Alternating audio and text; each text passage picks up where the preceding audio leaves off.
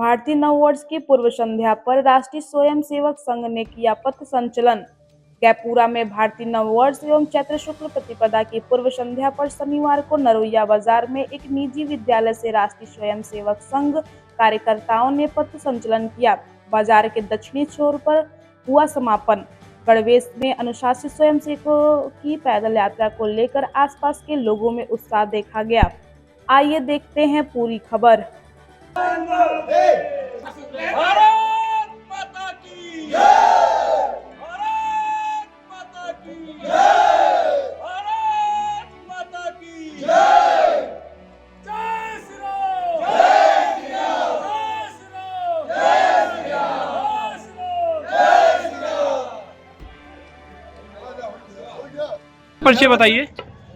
मैं कल्याण यहाँ 96 खंड का प्रचारक हूँ, यानी पूर्णकालिक तौर पे यहाँ 96 खंड में संगठन के द्वारा मेरी जी आज नरोइया बाजार में इस पब्लिक स्कूल में क्या कार्यक्रम था? यहाँ पे नरोइया बाजार में यह प्रत्येक वर्ष की भांति पथ संचलन वर्ष प्रतिपदा के दिन, यानी जो चैत्र नवरात्र का जो पहला दिन होता है उस दिन प्रत्येक वर्ष संचलन निकलता है। तो यह नरोइया बाजार में उसकी पूर्व संध्या पे चैत्र शुक्ल के एक बहुत ही बड़ा और भव्य कार्यक्रम था। कहाँ से रैली निकला था, कहाँ तक गया? यह राज पब्लिक स्कूल से रैली उठी थी, जिसमें बौद्धिक के बाद सारे स्वयंसेवक कतारबद्ध होते हुए अनुशासन का पालन करते हुए इस स्कूल से निकलते हुए पूरा नरोइया बाजार को घूमते हुए उसका संचलन करते हुए फिर इसी स्कूल में समापन हुआ।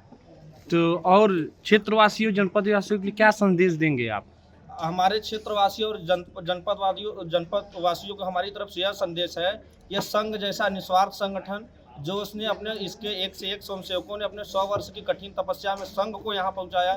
संघ सामाजिक परिवर्तन से लेके व्यवस्था परिवर्तन से लेके और समाज के अनेक आयामों के लिए कार्य कर रहा है। संघ केवल हिंदुओं का ही संगठन नहीं है, संघ समाज के लिए, पर्यावरण के लिए, कुटुंब के लिए, समाज की एक छोटी छोटी जो समाज में विकृतियाँ आ रही है, पारिवारिक रूप से संस्कारिक रूप से जो परिवार में विघटन हो रहा है, उन सभी छोटे छोटे कामों के लिए ले रहे हैं। जिस प्रकार से संघ पर्यावरण के लिए एक अभियान चलाया था, हर स्वयंसेवक एक पेड़ लगाएगा, इसी प्रकार से आज जो परिवारों का क्रम टूट रहा है उनके लिए कुटुंब प्रबोधन का कार्यक्रम चलाता है, जल संरक्षण के लिए कार्यक्रम चलाते हैं हम। और जो हम सेवा भारती संघ का प्रकल्प है वो क्या काम करता है, समाज के दबे कुचले जिनको हम लोग कहते हैं, जिनको शोषित वर्ग कहते हैं, हमारे यहाँ उसको सेवा वाले लोग कहते हैं, सेवा बस्ती के लोग उनमें सेवा देते हैं। और संघ के स्वयंसेवक और इनकी संस्थाएं विद्या भारती के द्वारा बहुत इस पूरे भारत में करोड़ों शिक्षार्थियों को जो आर्थिक रूप से कमजोर उनको शिक्षा देती है।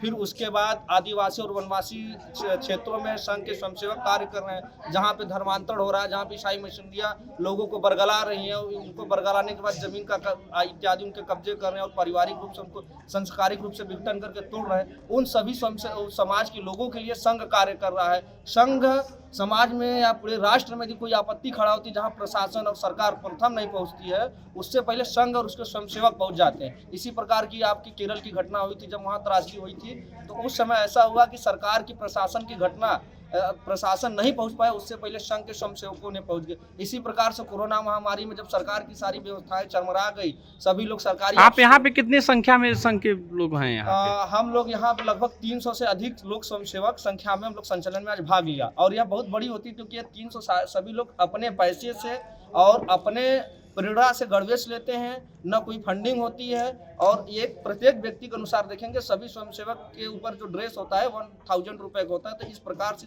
वेशभूषा में आकर संचलन निकालना 300 की संख्या बहुत बड़ी है। यदि यह छोटी संख्या यदि बिना गणवेश होते तो हजारों के ऊपर संख्या। कहाँ से आए हुए हैं? यह 96 क्षेत्र के हर गाँवों से, सभी गाँवों का प्रतिनिधित्व इस कार्यक्रम में रहा है।